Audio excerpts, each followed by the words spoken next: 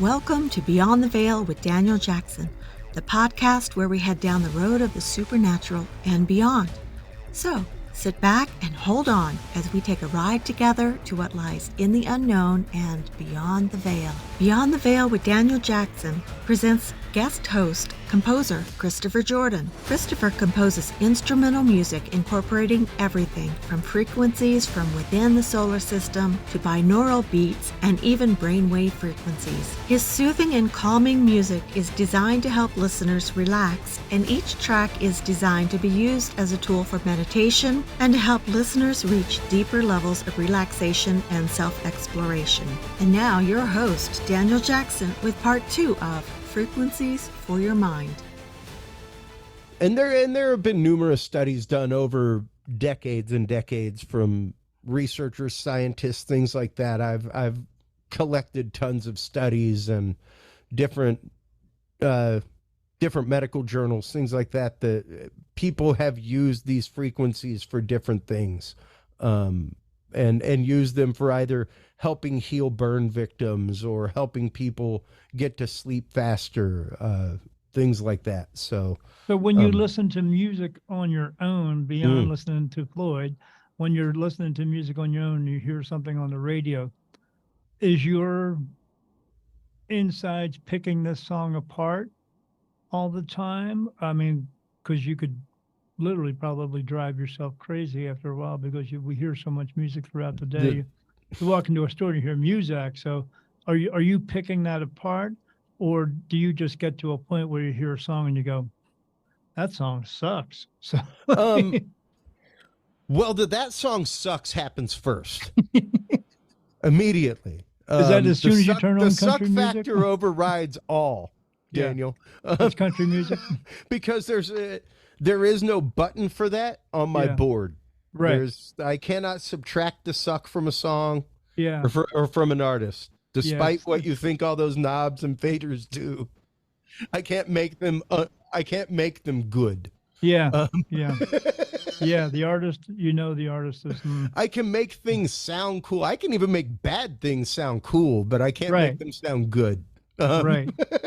Do you think to yourself, this artist is no artist? But that's for sure. So, it's one of those that when I listen to something, my first listen is always just a cursory listen for enjoyment. Right. Beyond that, it gets pretty fractal pretty quick. Is the way that I explain it to people. My wife earlier today, I'm trying to remember what we were listening to, and it was Kenny Rogers. It was The Gambler. Yeah, it was The Gambler was on the radio. And I was like, I was like, listen to that one dude whose guitar line is like 3 times faster than everybody else in this guitar in this song. Like this one guitar part, she had to like listen to hear it. And she's like, how do you just hear all those and separate them? Right.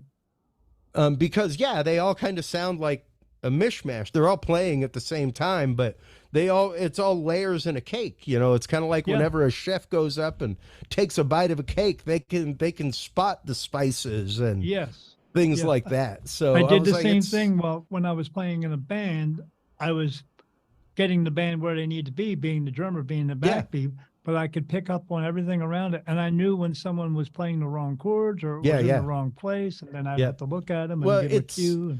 It's the concept of seeing the forest and the trees. Yes, absolutely. At the same time. Yeah. At the same time. Because as an engineer, I have to have a scope of what's happening in the room and the nuance that changes what's happening in the room. Right, because you got to make sure everything is going to fit together. Yeah, well, everything has its sonic place. Everything has its place within the realm of an equalizer and where it belongs sonically in a mix. Like I can't put too much high end in your kick drum; it'll start drowning out your snare. Right. Yeah, absolutely. And those two things provide different percussions to move the song. And when they're muddled, the song's muddled. Yes. Our brains are muddled when we don't clarify things, when we don't give it clear path. And that's kind of what this helps do, is help provide a way by which to get to a clear path, I guess. Right. You Yeah, know, I mean, because like my you said, everyone's different. Everyone's going to hear it differently and feel it differently. And yeah, I heard a guitar player say this one time where he said, you know, he's played up on stage for 40, 50 years now. And it's not just the road weary part that takes a toll on his body, but it's also it also gets torn apart sonically by the different yeah, things that are happening on that stage at the same time. yeah, absolutely, absolutely. And you know, even in that token, the energy expenditure that you are putting out. Right. You know, I explain to my wife all the time, it's not necessarily my work that wears me out. It's the being on. Right. It's the face that I have to keep. It's a, hold on, let me go see what I can do for you. Right. Let me go find out real quick. That's what it is. And it is that maintaining a frequency, you know, the same way that after a long meditation session, you are wiped out. Like you're Yes. tired. Oh, sure. You know, you would think that a long meditation session would maybe invigorate you, things like that. But you're going, depending on the meditation, you could be going through the same exact mental workout as if Right. you are actively playing in a symphony orchestra. Right, because now your focus is in a different place than just, you could write things down and make a list or have a list inside of your mind. But once you've cleared everything out and you're getting a different type of message that's coming through to you, it's different from anything else you've ever had. You don't Yeah. realize how much it actually wears you down doing that because of the focus it takes. Oh, absolutely. Absolutely. I mean, a prime example is whenever I'm done with the show, Daniel, I am ravenously hungry. Me too. Like ravenously, and it's because, like, yeah, I just spent like 2-3 hours talking to somebody and using all that brain butter, like Yes. using all my proteins to feed my brain and keep it limber and keep it moving. You Right. know, our bodies literally react to everything around us, and our brains are actively a transducer. It's interesting how not only do they react to frequencies from outside, but can generate those frequencies as well. Right. So, Right. Because and but for those who actually who it resonates with. yeah, well, and it's the fact of much like anybody who works out on a treadmill could probably go out and take down your average person in a speed walking contest. Not me. Because they're used to walking on a moving object. Yeah. They aren't walking on just a flat surface. Yeah. You know, that's a yeah, different level of balance. That's a different level of skill. So they're slightly better. And that's just it. The binaural beats, things like that, kind of help reinforce what your brain already naturally does. Right. And helps them produce it more readily. Sure, because you're like I said, you're clearing yourself of all the garbage that's going on in your mind, but you're still going. You don't stop going. It's just a different direction that you're going in. Exactly. Yeah, it's pretty remarkable. So how many instruments do you actually play as a part of composing these songs together? I would say on most of the meditation music, one. Just Most of it is synthesized. Most of it is synthesizer. There are quite a few tracks where there's 3 or 4 instruments. A couple of them, a few of them where guitar is incorporated. Right. Things like that. Pretty much any time you hear what equivalates to a wail or anything like that in my music, that is a guitar tone. That's me on guitar. So yeah. And how many, what's your average amount of tracks that you use before? Because I know some people will overlay, like musicians will put like 15 or 20 different tracks of guitar just on guitar. Bless them. God bless them. I do not have that kind of patience, Daniel. I have an engineer buddy that I've sent some stuff to here and there to, hey man, have fun with it. And I Yeah. send him my tracks and he's like, dude, you still mix like it's 1972. Like your reverb is on the track. Like it's Right. recorded on the track. It's not Right. like you sent me some reverb settings or it's attached to a stem track digitally. Right. Like It's already in there. you So, recorded it, you baked it into the recording. I right. can't do anything with that. No, no, no, no. You're supposed to just play, and then he'll add I'm the, a he'll use his onboard, his yeah, outboard like gear to do I that. have all of this at my disposal and I still literally use it like a big analog 4-track. Yeah, sure. I am as commit to the mix as you can get musically. Yeah, you're mixing too much, and you're I trying to do get not somebody else to mix it. yeah, and it's funny. Remix. I've said for years I do not I don't really get emotionally attached to the music that I write when it comes to this stuff. Like when it comes to lyrics, things like that, I haven't written a lyric song in I don't know how long. I have hundreds. Right. So But when you're just about getting everything to when it come together at the same yeah, time. and it's interesting because with all of that I practice melody, harmony, everything else. When it comes to this, it's very much more sonics and sound and where they lie together and how it emotively moves you. Sure. Yeah, well, you Um, don't want to get too emotionally involved with it because if you yeah, do, you'll be falling asleep while you're making your own music. yeah, no, precisely. Yeah, Especially whenever you're talking like a 20-minute track, yeah, something like that. When you're talking a good 30-minute track, it can be hard to stay present in mind because I don't do a lot of overlays, Daniel. When you look at my track in that 8-track template that I make, like it is an uninterrupted 20-minute long keyboard track. is that Like, an average for you? Because I was going to ask you how long do you actually play for before it actually goes into a loop?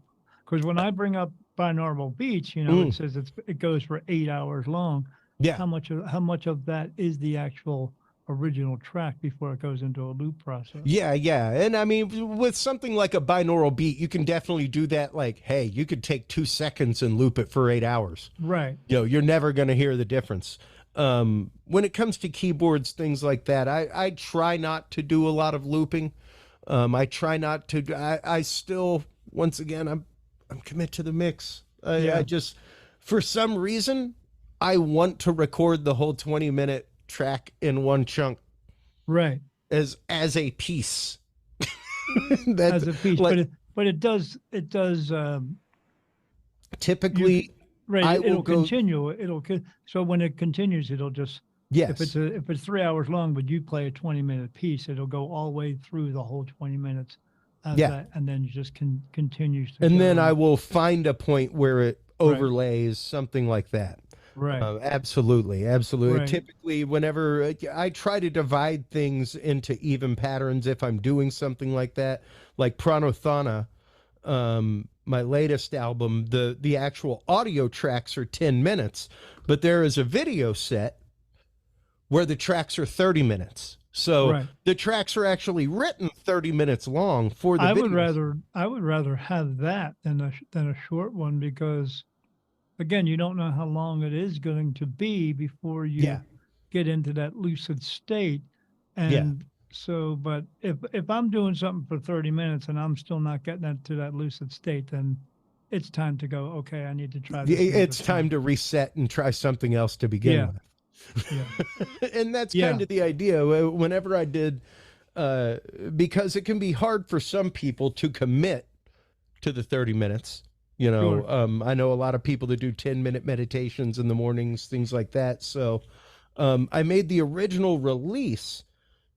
Each chakra was 10 minutes of audio. And then when I did the video series, I released the full unadulterated tracks that are 30 minutes each, and each one has like the actual moving chakra and things like that going on with it. um I always just go in with the thought of I'm just going to go in and see what happens. And yeah, so I never put a time period on it. And there's no, been times when I've been in for 10 minutes, and there's times when I come out and my wife say, "Are you okay? Why?" Well, you went in 2 hours ago. Yeah, you've been Really? gone for the last 3 hours, Okay. Yeah. and that's just it. Like it's different for everybody. Yeah. We all have a different experience when it comes to meditation. We all Yeah. have a different cap as to what we can handle and do. Yeah. So Yeah. I don't ever do the guided meditation where someone's speaking because mm. I'm 56 and can't picture myself climbing up a freaking tree now. So why would Yeah, I do it precisely. then, you know? So But the video walking up the series stairs. No. it's pretty neat though. I mean, it's got the moving chakras. Well, if it wasn't buffering, Wasn't um, spinning, yeah. yeah, it spins with the moving background, everything else. So It's is that what you do? Do you put all yours on a specific website for yourself, or do you have any that go on YouTube or something like that? I did some YouTube stuff for a while during the pandemic when I was active. I had actively not even finished the album yet when I was doing it, and it was so funny. I was like, I've never actually like sneak peeked an album like this. I've been Pranothana, this new chakra album is probably my longest work in progress. I have been working on it in aspects on and off for the last decade, Wow. Daniel, since my last big musical project. And it's just now gotten to a point where I'm happy with things. I'm happy with mixes. I'm happy with videos. So I was like, it's time to put it all out. Sure. So this is an example right here of some of the video going on, and there's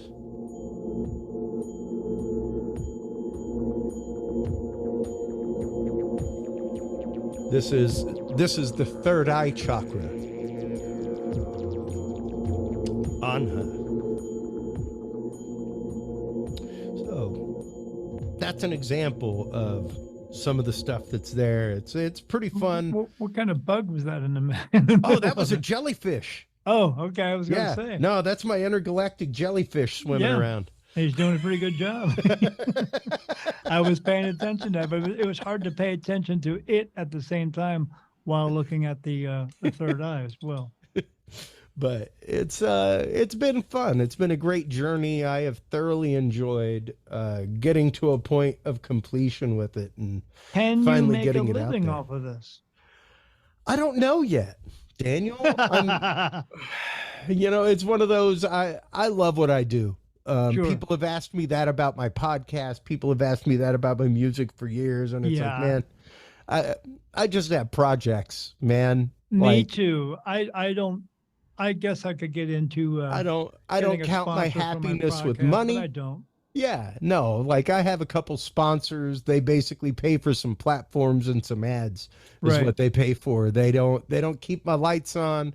This is a spare room in my house. Like Right. this That's is what my this home. is. This is my home office. This is where I'm at every day, all day if I'm not on the road working.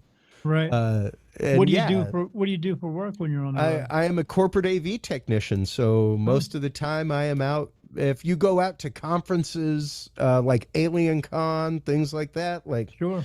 I am the guy who builds the whole set and puts up all the lights and audio and runs wow. the video system and Wow. everything else. So yeah, tech is what I do. It's the world that I live in. It's the world that I love. How much time do you spend on the road doing that? Before the pandemic, I was on the road 35, 40 weeks a year. Wow. I was gone more than I was home. Sure. Now I have an client. I am proud enough to, with my company, be providing technicians like me locally now. Right. So a lot of my gigs here locally have stopped. I now give them to other engineers. I have a client or two that I maintain on the road. And Sure. now most of my time on the road is honestly spent like it is this upcoming August, where I'm going out to the Remote Viewing Association in Monroe Conference to sell some of my music and Oh, go cool. out and do interviews and sponsor that show, things like that. So Cool. So It's- you've gained some contacts along the way, and then oh yeah, yeah. yeah, absolutely. And it's one of those I just love what I do. So anytime I talked to I a get- guy. I don't know. Maybe you know him. His name is Paul Smith. Mm, He's a remote viewer. He teaches remote viewing, interesting. and I saw him on Facebook, and I said, I'll get a hold of this guy. Maybe he can help me with what's going on. Yeah. And yeah, the conversation got a little strange at best, It I would it say. it can. Well, so the way I'm out in Arizona, the way that I got out here, being a medium, was that at that time I was still doing channeling. I don't have to do it some more because I just got the message. But I I channeled with like 4 or 5 different people, and they all got the same message came through that I was going to move out west in about 4 years. 4 years later, here I am. Wow. So and I said, where am I going to? And then the last year they said Arizona. And I said, where in Arizona? And they said, you would know. So I woke up the next day and I told my wife, give me a map of Arizona. I'm going to show you where we're going to move to. I closed my eyes. I took my finger and I would point it on the map, and I would kept getting no answers. No, no, no, no, no. And finally it said yes. And I looked down and it said Sierra Vista, Arizona. Do you know what's in Sierra Vista, Arizona? Not offhand. The largest intelligence military base in the United States, Oh, wow. at a place called Fort Huachuca. Do you know what they used to do in the 60s and 70s in Fort Huachuca? Remote viewing. Remote viewing and experiments on psychic mediums. Wow. Yeah. Wow. So Wild. Couldn't have picked a more this guy, Yeah. Paul Smith, was in the program for remote viewing over there Oh, for wow. 12 years. Interesting. Yeah. Yeah. Yeah. Well, yeah. Yeah, There's another dark side to that as well that I there is a experienced from huge being dark there. side to it, Yeah. sadly. And you know, that's a lot of the reason why I wrote my album Music for Targeted Minds, Daniel. Right. There is, sadly, folks, yes, there is a nefarious side to frequencies. There is a nefarious side to Yes. these things. There are things like Havana syndrome, Yes. stuff like that. There are people who live tortured lives Yes. because of RF frequencies, electromagnetic radiation, things Right. like that. One of the things that I show regularly is the electromagnetic spectrum. And if you look at the electromagnetic spectrum, that tiny little slice from 350 nanometers to 800 nanometers, Right. that's it. Yeah. We got 450 nanometers of bandwidth that humans are capable of either seeing or hearing. Right. The rest of it is the universe around us, is parallel dimensions, is everything else, you know? Well, I see spirit, but Absolutely. I don't just see spirit. I'm also able to see into other realms as well. Yeah. I see into what we would call also the earthbound realm, where spirit are earthbound, and then I also see into what we would call heaven, just another realm. I see that as well, and so I see beings from everything, and I don't just see people. I see dogs, cats, horses, cows, fish, and other beings as well. So I'm not sure even. I was just telling someone yesterday, I can't actually sit down and explain to every person what I see or what I hear or what I feel, because it is so much that every day is a new day. Something different happens. I close my eyes. I never know what I'm going to see, but Yeah. I don't ever not see anything. Yeah. So to Absolutely. describe that, but at least you have I mean, I know that's a small space for you to put everything into, but It's you know well, your space. that is just the slice of reality in which we live, Daniel. The rest of it surrounds us. It's all right Yeah. there. That's just what the average person can see. Right, Not that that's you what we aren't can see sensitive to the rest, not that while you can't being feel the connected to rest. this. Yeah, as long as we're connected Yeah. to this meat suit, this Yeah. is all we have. Exactly. This filter is blocking us from the rest of it. And So go ahead. when you do an album, how long does it take you? How long does it take you to do an album? And I know, because being a musician, I get it. When do you know when to stop yourself and say, okay, this is done? It has become sooner rather than later for me, Good. Daniel. Good. As I said earlier, I try not to toil over my music. My wife, Sure. not too long ago, I guess it was after my last No Disassemble album that I released. We were actually out in Arizona for a what friend's part? wedding, Phoenix, just the hot outside of place. Phoenix, toward Mesa. Yeah, it's super hot up there. I'm It's in the lower insane part. right now. It's only been 115 100 today. all month, but I get it. But up Yeah, there it was it's like 115 today down there. It was crazy. No, no, Yeah, no, thank you. no humidity, but it's still hot. Yeah, it doesn't matter. That's still hot, dude. Yeah, it still gets you. It still wears you down. That's it. Still it. Drags you down. And yeah, we were driving at night, and I was like, oh, the new No Disassemble album dropped today. Hold on, let's put it on. Hey, and we were listening, and she's like, you really enjoy your own music. Yeah, sure. Why, I was like, why yeah. would you? Yeah, If you didn't enjoy it, you wouldn't do it.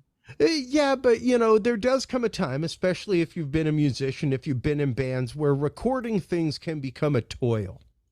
Where it can become such a chore to get a job finished and to get a song finished that you would rather just not hear it again. Yeah, I'm sure the Beach Boys are probably tired of playing their own music. And it's one of those, like, I don't know, I don't toil over my music like that anymore. I don't toil over the next verse or what I'm going to do with the word. Most of my music is instrumental. I have very much, with my new electronic music, followed my old studio modicum of do what feels and sounds right. Never mind theory or anything like that. If it feels and sounds right, move with it. I even on a 20-minute track, I will rehearse once. Right. I will write down what I want to do and timestamps that I want to do it at. Sure. So you're going to chart it out for yourself. I've got that's exactly what it is. It's not necessarily music and notes on top of each other. It's much more like a bar graph. Right. And this is, if you look at a nonlinear editing system where it's like, here's a chunk of sound for this long. Here's one for this long. It's a stack of that in front of me. And I have practiced my finger movements and what I want to do at certain times. And then I go. And I give myself about 4 or 5 times of recording it. So yeah. Right, because you don't want to drive yourself crazy just trying to get it's either going to be right or it's not, well, and it's meditation music. If I can write a good 10-minute track to it, then yes, I can find a loop point and make that 30 minutes, and you will never, ever, ever, ever notice that loop happened because the crossfade's going to be 1.5 minutes long. Yeah. Yeah. When I listen to binaural beats, I pick up on things and I go, okay, I know in a few minutes that tone's going to come through again. But exactly. And you definitely need that sometimes with binaural beats because you're trying to familiarize your brain with a tone that it's going to hear again later. Right. That it's that like, okay, here it is. We're gonna throw it in there, and then about 10-15 minutes into it, we're gonna bring it back for you. Yeah. Because at that point, your brain is now malleable. It's pliable. It's in a zone for reception. Yeah. And now that it's already heard it, it's going to key in a whole lot faster. So, yeah, it is very much. What's the average time length of one of your I'd say average time length for one of my typical meditation songs would be 10 minutes. Okay. I have tracks, though, like Puer ad Somnum that I wrote for kids with overactive ADD brains, things like that. Like I wrote it for my son when he was in utero, because he was a crazy kicker. But yeah, that's an hour-long track. Wow, sure. Like uninterrupted. It's funny because when you look at it, feel free, folks, go buy Puer ad Somnum, because Amazon doesn't know any better. Neither does they consider it a single. So apparently it's 99 cents for an hour-long song. Wow. And you sell them it's just, hey man, that's what their system defaulted to. So what can I do? I could either take it off the platform or I could tell them, hey, you may want to notice that one track is an hour long. Yeah. Same thing when I wrote my book, because it was a certain amount of pages. It was only 137 pages. They said, okay, you can only put this kind of price in. And I did. You can only charge this much. Yeah, not that I'm trying to make $1 million, I'm not. But that's just it. It's like, wait a minute, it's not a single. This is this is like a full-on composition, Right. man. This is a whole album. So Like, this is a whole movement. Like, there would be intermission after this. right. If you didn't fall asleep. So, Yeah. So, but yeah, I mean, it ranges everywhere. In my meditation stuff, I try to stay in 10-minute chunks. So how many individual compositions have you done? As far as meditation music goes, right now I have 5 albums out. Oh my gosh. I have 2 more in the works, and probably about another 3 that I have scoped out. How do you go about, just by these, since you're doing different binaural beats and tones, how do you name something? And why do you name it what you name it? A lot of it is named by what I'm wanting it to do. Okay. You know, the desired effect. Sure. Sometimes something like Theta Realm, it's just the fact of, hey, that was a theta wave. Okay. Like, that was easy, right? It's like I try to be poetic and cool with it. Sure, you want to be like. Sometimes I nail that. Sometimes I don't. Yeah. Yeah. Sometimes it's a hit, comes out, burning for you, and sometimes That's something else. But I have tried to stay in what I know to be meditative chunks. 10 minutes, 30 minutes, an hour is what I try to stay with. And how many chunks, how many tracks do you usually have on an album? Typically at least 3, unless it's something along the lines of like music for targeted individuals, where it is a track dedicated to one thing that's an hour long. Right. That's how I know that you're old like me, because we still call it an album. Yeah, exactly. You don't call it a PDF file or something like that. Yeah. You just call it an album. Yeah, it's not an MP3. And you sell these as well on Amazon? Yeah, they're available just about anywhere music is available. So wow. you can find it on Amazon, you can find it on Pandora, you can find it on iTunes, you can find my music on Spotify.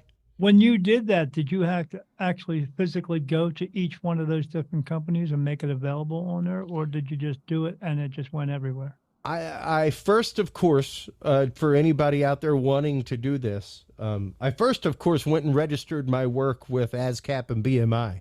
Right, because you got to, if it's your song, you got to get the rights for it. You have That's to. Right. Yeah, you got to be able.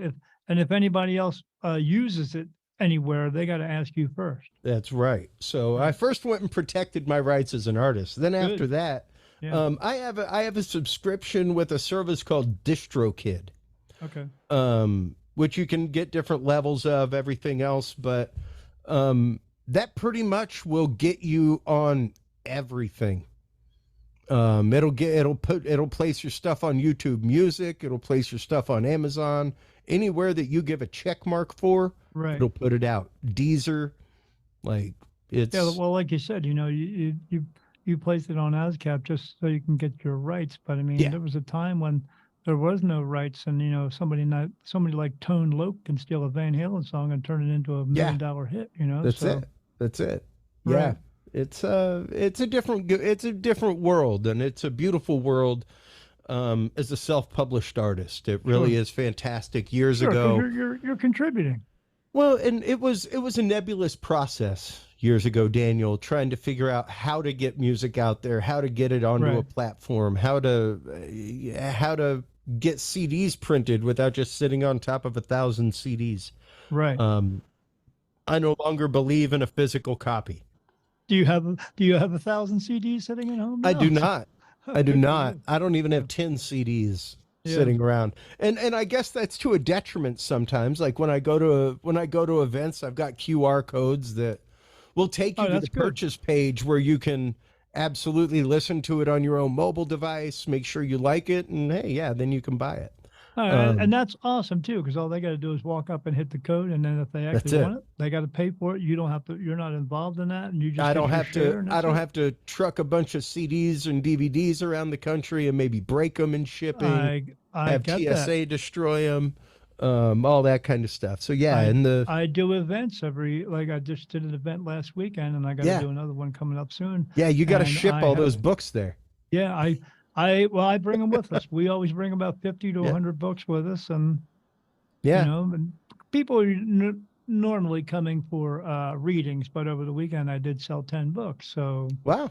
I have to keep them with me in order to do that. So, but we have to order them from Amazon. So we have to get an author's book. You get the author's discount and everything. Yeah. You get them at cost of printing, but yeah. But at the same token, it's still one of those, like, you gotta truck them with you. You gotta have like a spare suitcase that you're paying for to throw them in. You know, the problem, and the problem with that is we ordered some books one time. I'm at their discretion of what they print out, and we ordered some books one time, and they showed up, and the ink on the back of it made me look like I was a Smurf. Oh, I was blue, oh, no. And then the next one came out, I was gray, and I was like, oh, they're missing colors in their print. Yeah, so somebody's getting a special edition, Yeah, exactly. Yeah, but not really. Get the special red edition. The Daniel Jackson White Album. Yeah. I always sign it to them, something like that. But yeah, they're going to get the white album this time instead of the blue one. But so where can people find you? Because we will list your websites on the podcast itself, but tell my listeners where they can find you. Absolutely. Just find you online. We don't want them to come to your house, Chris. If you can find my house, good on you. Yeah. I try and keep that well hidden. Yeah. But Art of Christopher Jordan is my website. That's where you can go. You can find it lands you right on the music page where you can listen to music. There's a video page there, pictures, all kinds of things. There's a custom music link there. So if you are a targeted individual, or if you'd like some custom made meditation music, that can be accommodated. We can definitely do that. Once again, that was the inspiration for my album, Music for Targeted Minds. Was enough targeted individuals had contacted me and asked me for custom music that I was like, I think that there is a need for there to be a general track of this out there. Sure. So I made it. But yeah, Art of Christopher Jordan, you can find me on any major platforms. artofchristopherjordan.com is the website. Awesome. And so are you just doing albums? Is that what you do? Have you written any books or tried to write any books? I am working on I am working on a book. Probably we'll see what happens here in the next year or so. Things are a bit crazed sometimes in my life.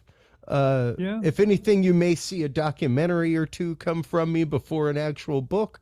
Well, if you're going to do something, I would start doing something now.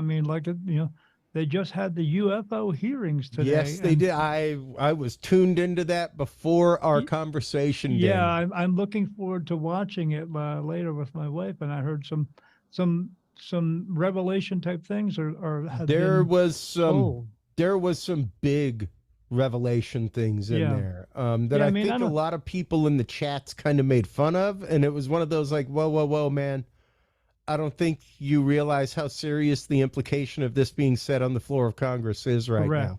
Like, I really don't think you're grasping that. It could be very dangerous for people.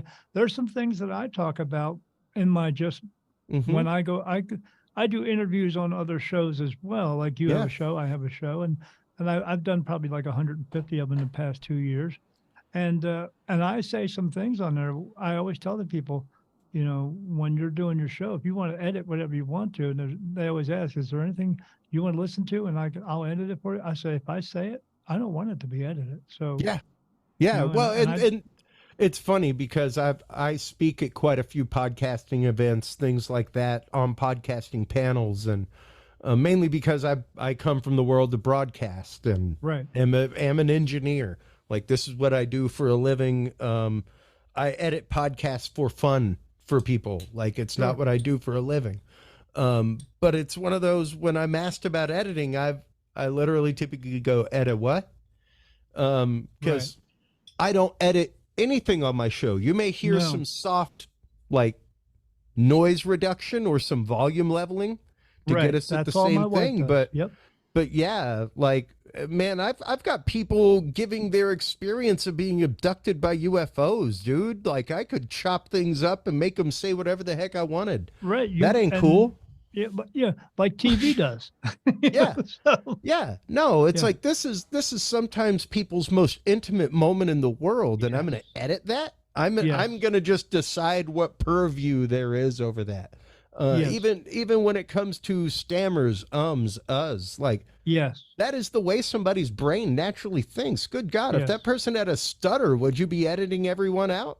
Like, what Right. kind of? Yeah. Yeah. That's why when I do a podcast, or if I our own podcast, I don't like to script it. I just like to go with the flow, because Yeah. you just never know what's going to come out, and that's what Well, I'm looking for to and come out. So yeah, and that's just it. You know, it's one of those. What I cut out may be the most interesting thing in the world to a listener, and it may right. utterly detract from that person's actual message or experience. Right. You know, in the world of live broadcast TV and radio that I worked in, the closest thing we had to quote editing was yeah, that's it. and you better Yeah. be quick. You better be Yeah. quick on that button. You better be listening as an engineer. I think I had to use that button 3 times Yeah, in my whole career live. and your whole, and the person on the other side of hearing that button goes, I know what that word was. Yeah. Absolutely. That was but awesome. It was one of those, like, I had to be present of mind, and I had to be present of mind to know partway through that word and be quick enough to hit that button. Yeah, because there's only a little bit of delay, and you got to catch that delay. You know. Yeah, so. I've got like a 3-second studio delay before it hits live. You know, that's it. Yeah, some radio stations have a guy who just sits there and waits for that. That's his job. That's his Push that job, button. man. The red not button. me. I don't like to. I want to push their buttons, but in a different way, so that they'll say things that I want to hear them say, because I don't want them to hold back the truth. But it's a beautiful day and age, though, Daniel, where we can have these conversations without fear of ridicule, where we can have these conversations publicly. Used to be, you know, if you couldn't get on Art Bell, you probably weren't having the conversation. Right. You know, there were a couple other shows. Whitley Strieber had one. There were maybe 3 or 4 shows in that vein out there. George Norris, that type of thing. Now with the world of podcasting, everybody's out there. Everybody's out there. Everybody has the opportunity for a voice. Everybody has the opportunity for their opinion to be heard. Yeah, I mean, you and I have a studio the conversation. like this. You know, you have your studio, I have my studio. I have had people on my show or I was on their show and their studio was inside of a closet. Oh yeah, absolutely. Talking on a phone or something like that. So yeah, there's many possible different ways to get your voice or get your message out there. It's just that's right. It just depends upon if you want to do it and how long you want to do it for, and if you can keep up the momentum by creating as much as you can. You know, but some of these podcasts just run out. You know, we've been going for 2 years now, and we do it because we love it. I want to get there's information that I want people to know, because when I do my thing, you know, that's one thing, but I have people on like yourself who things that I'm partially aware of, but I don't know all the ins and outs, and I want someone like yourself who's going to come in here and explain everything, because people want to hear everything. They don't want to be talking to the doctor that gives them a bunch of jargon. They want to hear the truth. Oh yeah, absolutely. And that's just it. Having your chance to share truth, having your chance to be able to talk about these things unabashed is fantastic for society, humanity, psychology, everything. It's great. So thanks so much for having me on, Dave. Oh, thanks for being on the show. I appreciate it. And absolutely. As I want to tell everybody, as I always tell everybody, I hope you have a great day, but be good and try not to do any stupid shit. Have a great day from Beyond the Veil with Daniel Jackson, me, and Christopher Jordan. Have a great day. Goodbye. Bye-bye, guys. This was Beyond the Veil with Daniel Jackson with composer Christopher Jordan and part 2 of Frequencies for Your Mind. For more information about Christopher, visit his website at artofchristopherjordan.com. Thanks for watching, and we'll see you next time on Beyond the Veil with Daniel Jackson.